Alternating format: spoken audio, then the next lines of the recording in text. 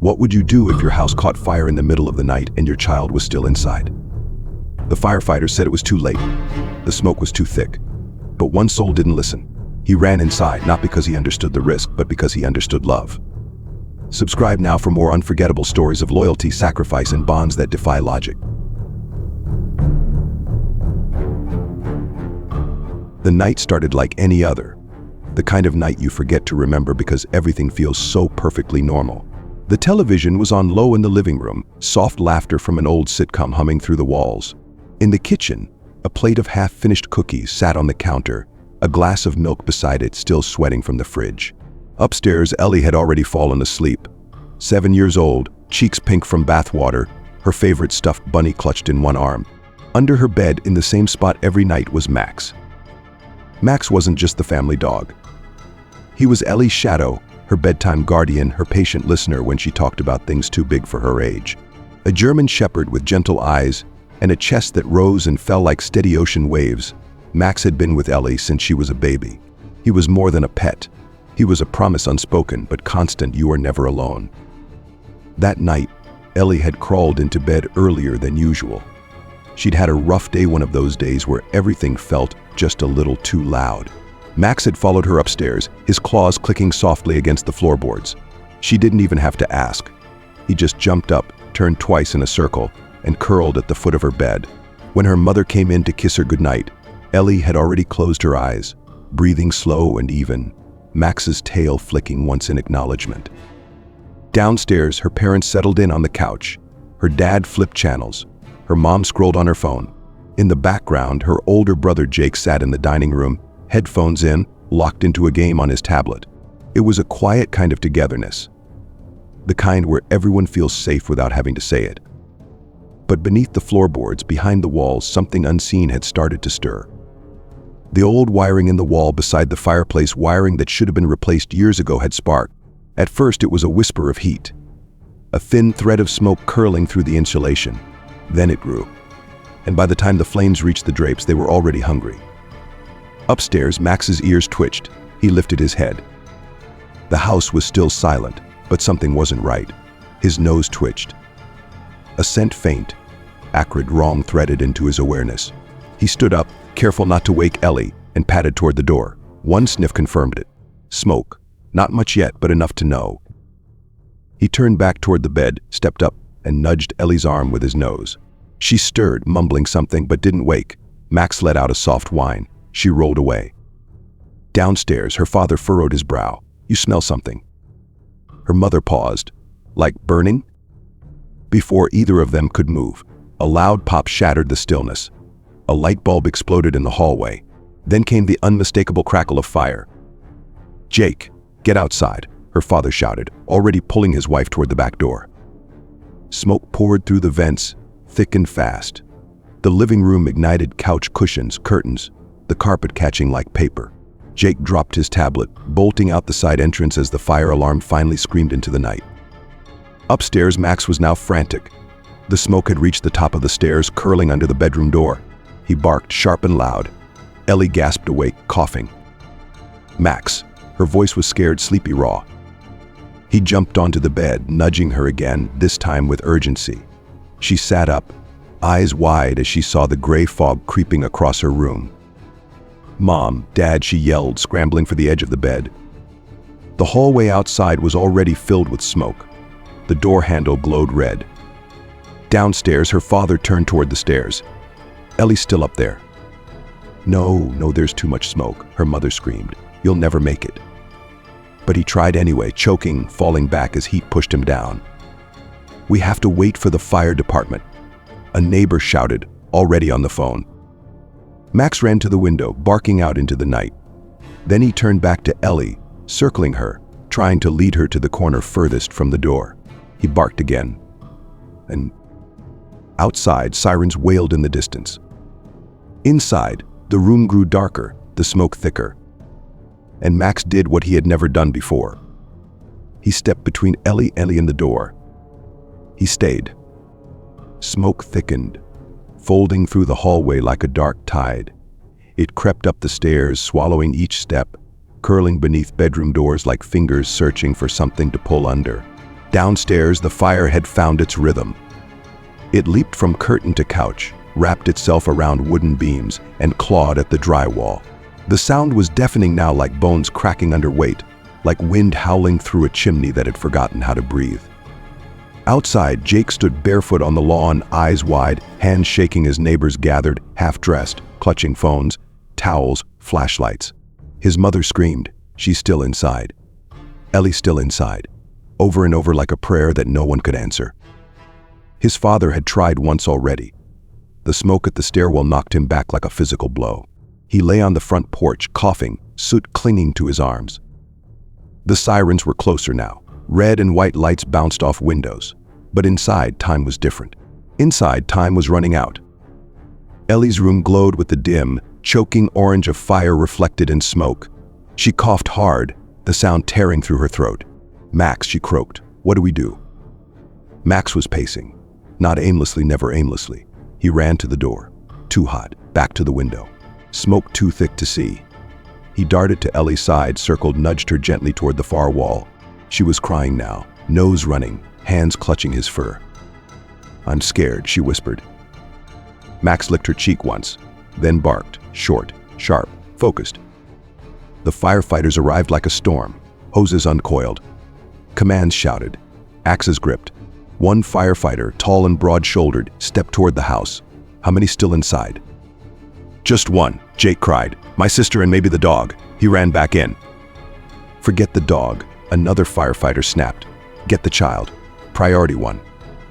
Fireman Cole froze. He turned to the boy. "You said the dog ran in?" Jake nodded, eyes glassy. He wouldn't leave her. He was with her when it started. Cole cursed under his breath. "All right, roof's not down yet. Let's move." They pushed through the front door, flames licking the ceiling above them. The stairwell was a tunnel of smoke and heat. One firefighter hesitated. "This isn't stable." "I don't care," Cole said. "There's a kid up there." Back in the bedroom, Max was making a decision no one could see. Ellie had collapsed again, her small body curled against the far wall. Her breaths came in tiny gasps. Max barked again. No response.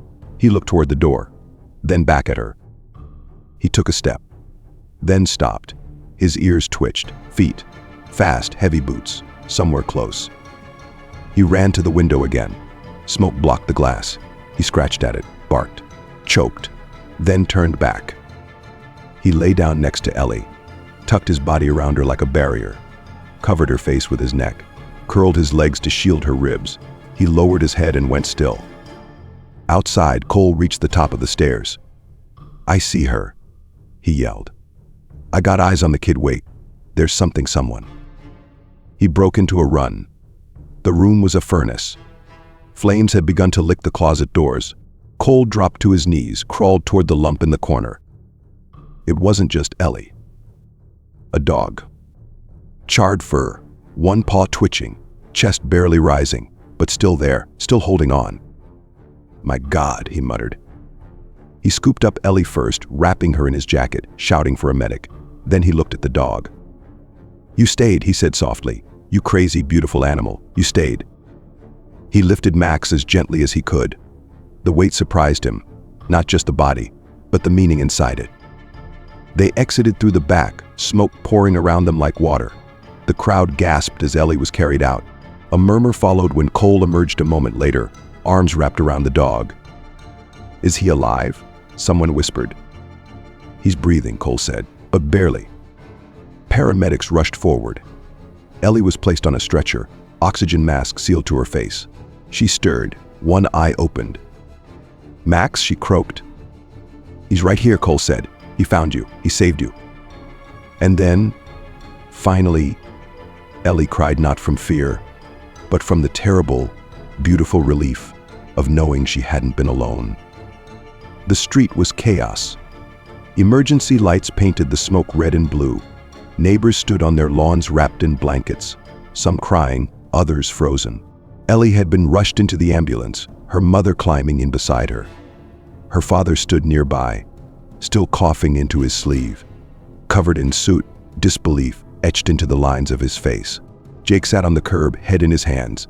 But there was one name no one had said yet. Not really. Not out loud, not like it mattered. "Max." Somewhere in the rush, in the panic, someone had asked, "Is the dog okay?" And someone else had shrugged. He was there. He got out. Maybe. Maybe not. The fire was dying now, but the damage had been done. The upstairs windows were shattered, the front wall blackened, the roof just beginning to sag inward from the heat. Inside the secondary ambulance, a young paramedic named Fallon lifted the flap of a thermal blanket. Underneath lay Max, unmoving, his sides rising just barely. His fur was matted with soot, singed at the edges. His nose was dry, his eyes closed. She turned to the firefighter standing beside her, Cole, the one who had carried him out. "He's alive," she said. "Barely, but alive." Cole nodded slowly. He found her, protected her, laid over her like a shield. "Dogs don't think like that," said another firefighter, gruff, older, watching from behind. "It's all instinct." Cole didn't argue. He just stared at Max. Then instinct saved that girl's life. Riley, a veterinary technician who had rushed to the scene after hearing Max was inside, arrived moments later. She wore scrubs under her coat, her hair still wet from a late-night shower. She looked down at Max and inhaled sharply. "Oh, Max," she murmured. "You did good, buddy." "I don't know if he's stable enough to move," Fallon said. "We need to get him to the emergency vet hospital," Riley replied. "Now, if we wait." "He's just a dog," said the gruff firefighter again. "We've got people to care for. Don't waste an ambulance spot." Riley turned, eyes flaring. "That just a dog kept your casualty count at 0 tonight. Show some respect." The man grumbled but said nothing more. A decision was made. Riley would take Max in her own vehicle, following behind the ambulance carrying Ellie. Cole walked over, crouched beside Max once more, and laid a hand on his side. "I've pulled people out of dozens of fires," he said softly, "but I've never seen anything like what you did. Not from a dog, not from anyone." Max didn't stir. As Riley lifted him carefully into the back seat of her car, Fallon handed her a small oxygen mask adapted for animals. "He'll need this," she said. "Even if he can't breathe well, it might help keep him." The ride was quiet, tense. Riley kept glancing in the rearview mirror, watching for movement. Once, she thought she saw his paw twitch. Once, his ears shifted slightly. But his breathing was shallow, his body still. At the veterinary emergency center, the team was waiting. They whisked Max inside on a stretcher, yes, a real stretcher, not a towel or a box, but a stretcher like he was any other patient who mattered. And for once, in that moment, he did. Back at the hospital, Ellie was stable. Her parents sat on either side of her bed, holding her hands. Machines beeped softly. The doctor entered with a clipboard and a tired smile. "She's going to be okay," he said. "It'll take time, but no permanent damage." Her mother burst into tears. Her father leaned forward, elbows on knees, whispering thank you. But Ellie opened her eyes, dry and wide, and asked the only thing that mattered to her. "Where's Max?" Everyone went quiet. Her father swallowed. He got you out, honey. He was with you." "But where is he?" she asked again. The nurse stepped in. "He's being looked after. There's a special vet. He's getting help." Ellie didn't smile. She didn't cry. She just stared at the ceiling and whispered, "He didn't leave me. I hope someone's not leaving him." Outside the room, her words echoed in the minds of everyone who heard them. Because the truth was simple. Max had crossed the line between animal and guardian, between pet and protector. And now, the only question that mattered was whether the world would cross it too and see him the same way. Before the fire trucks arrived, before the flashing lights and the shouting, before anyone knew how close death had come, there was just heat and silence. Ellie didn't remember the sound of the explosion downstairs. She didn't remember the smoke rushing in like a black tide or the way her nightlight flickered and went out. All she remembered was Max. Max barking. Max pacing. Max pushing his nose under her hand to wake her up, pulling at her blanket, his entire body tense like a coiled spring. She had coughed hard, confused, her room unfamiliar in the dark haze. "What's happening?"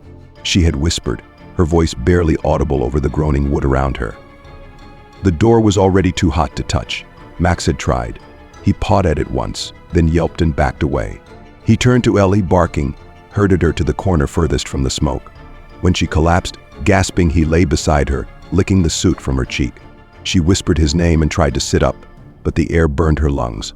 Her head was light, her eyelids heavy. Max licked her again, then barked. Once, twice, no answer. The smoke was everywhere now. It moved like a living thing, thick and angry. The ceiling groaned, splintering under the pressure. Outside, no one knew where they were. Max stood up again. He paced a frantic circle, as if looking for a miracle. Then he did something Ellie would never forget. He lay down on top of her, slowly, deliberately. His body curled to match hers, shielding her chest, her face, her hands. He pressed his fur to her mouth to filter the air, his head tucked over her neck, his breath shallow but steady. He didn't move again. He didn't panic. He just stayed. Downstairs, Cole and the others had broken through the back. The hallway was gone, collapsed in flames. They hacked through what remained of the dining room ceiling, pulling themselves through smoke so thick it felt like swimming. "Bedrooms that way," Cole shouted, pointing through the beam. "Check the southeast wall." Another firefighter scanned with a thermal camera, 2 heat signatures, one large, one small. "Let's go." They broke through what remained of the bedroom door and found the 2 figures in the corner, one child, one dog, folded together like a single heartbeat. Cole reached them first. He dropped to his knees, barely able to see. "Kid's breathing," he called, "faint pulse." He reached to lift her and paused. "Is the dog alive?" someone asked behind him. He didn't know. Max wasn't moving. Then, barely perceptible, a twitch, Max's ear. Cole exhaled sharply. "Yes, he's alive, but barely." They carried Ellie first. Cole wrapped her in his jacket. The paramedic met them at the back window, arms outstretched. Ellie was passed through. Then Cole returned for Max. He scooped him up, surprised at how heavy he felt, how solid. This wasn't just a dog. This was something else, something bigger, something sacred. As he carried Max toward the exit, the house cracked behind him. Flames reached out with greedy hands. The stairs collapsed. Sparks rained down, but Max didn't stir. Not once. Not until they crossed the threshold and the night air rushed in like salvation. Then, only then, did Max sigh. Not from relief, but from knowing Ellie was safe. He had done it. He had stayed. The hospital room was still, save for the soft hiss of oxygen and the occasional beep of a monitor. Ellie lay wrapped in blankets, her face pale but peaceful, her chest rising and falling in a rhythm that felt more precious than breath itself. Her mother hadn't left her side, clutching her daughter's hand with both of hers as if she could keep her tethered to life by touch alone. Her father sat nearby, elbows on knees, head bowed. Doctors had done their part. The burns were minor. The smoke inhalation, while serious, had been caught in time. Ellie would live. That was the word passed down the hallway like gospel. And yet none of it felt real, not until Ellie finally opened her eyes. She blinked once. Then again. Her gaze wandered the room, unfocused, until it found her mother's tear-streaked face. A tiny smile touched her lips. "Mom?" "I'm here, baby. I'm right here," her mother whispered, voice breaking. "Where's Max?" Ellie asked. The room fell silent. Her mother looked to her father, then to the nurse, who had paused mid-step. No one answered right away. "He's getting help too," her father finally said. "The vet is taking care of him." Ellie's eyes filled with tears, but she nodded slowly. "He stayed with me." "I know," her mother said, brushing hair from her forehead. "He saved you." Ellie's voice was a whisper. "Don't let them forget him." Down the hallway, in a small private room reserved for emergencies, Max lay on a padded table beneath dim lights. His chest rose only slightly with each breath. IV lines ran from his legs. His snout was covered in a small animal oxygen mask. Riley sat beside him, refusing to leave. Her hand rested on his paw, warm and steady. "He's stable," the vet said, "but he's exhausted. Smoke inhalation, heat stress. It's a miracle he made it out." Riley nodded. "It's more than that." News of the fire had already begun to spread. Local reporters gathered outside the hospital. At first, headlines focused on the girl, child rescued from blaze. But it didn't take long for word of the dog to catch fire too. One neighbor had filmed Max being carried out. The image of him limp in the arms of a firefighter, His fur blackened, his limbs dangling, went viral within hours. At first, the articles were simple: brave dog saves little girl. Then came opinion pieces: should more be done for heroic animals? Then came the debates. Some praised the dog, others questioned the risk. Should a dog be allowed to endanger itself? Is it ethical to celebrate an animal for doing something it didn't choose? Wouldn't a trained service animal have done better? But in Ellie's room, there was no debate, only gratitude, only love. When Riley finally entered hours later, her scrub still smelling faintly of smoke, she carried something in her hands, a small, singed collar with the name Max engraved on a brass tag. Ellie's eyes widened. Is he? He's okay, Riley said quickly. He's sleeping. He's been very brave and very tired. Ellie reached for the collar and held it to her chest. I want to see him. We'll make that happen soon, Riley promised. Ellie nodded, then added softly, can you tell people what he did? All of it? Riley crouched beside her bed, looked her in the eye, and said, I will. I promise. And she did. That night, Riley wrote a personal post online. She told the full story, not just about the fire, but about what Max had done in the room no one saw, how he lay over Ellie, how he didn't leave even when it meant his life. The post went viral in less than a day. Thousands shared it. Tens of thousands commented. Artists drew portraits of Max. People mailed in collars engraved with "He stayed." A petition began to award Max a medal typically reserved for police dogs. Celebrities retweeted it. Veterinarians across the country offered to help with his recovery free of charge. And in a quiet hospital room, Ellie smiled at her mother and said, he didn't need people to cheer. He just needed me to live. 2 weeks later, the hospital discharged Ellie. Her lungs had healed. The bruises beneath her eyes had faded. She could walk, talk, breathe, and even laugh softly, like someone relearning how to live. But the one thing she kept close, never out of reach, was Max's collar. The brass tag had been cleaned, but the heat had left a faint ripple across its surface, like a scar that refused to vanish. She called it his medal. Max had healed slower. The burns on his legs were bandaged for days. He'd lost fur in patches, and one ear drooped slightly now, permanently softened by the heat. But his spirit, his soul, remained untouched. The first time Ellie visited him at the animal hospital, he'd lifted his head weakly and wagged his tail, just once, as if to say, I knew you'd come. They let her sit with him for hours, her fingers running through the parts of his fur that hadn't been singed. She didn't talk much, neither did he. But they didn't need to. The story had become something bigger now. People were still talking, not just online but in town halls, schools, newspapers. A local elementary school painted a mural of Max standing in front of flames, his body curved around a small figure. The artist added only one phrase at the bottom: he stayed. At City Hall, a ceremony was held, simple, quiet, dignified. The mayor stepped up to the podium with a plaque in hand and cleared his throat. Not all heroes wear badges, he began. Some wear fur. Some cannot speak, but they act louder than any words could ever say. He turned to Ellie and her family. This town owes you thanks, not just for your bravery, but for reminding us that loyalty, when pure, has no conditions. Then he knelt beside Max, who sat beside Ellie in a red vest labeled Hunter Dog. For your courage, your sacrifice, and your refusal to leave the one you loved, the mayor said, we present this to you, Max. He handed the plaque to Ellie. Max just blinked up at him and gently wagged his tail. He didn't care for awards. He cared only that Ellie was smiling again. After the ceremony, Ellie and Max walked through the park together. People stopped them. Children reached out to pet Max. Some parents cried. A little boy handed Ellie a drawing, a crayon version of Max flying like a superhero, cape flowing behind him.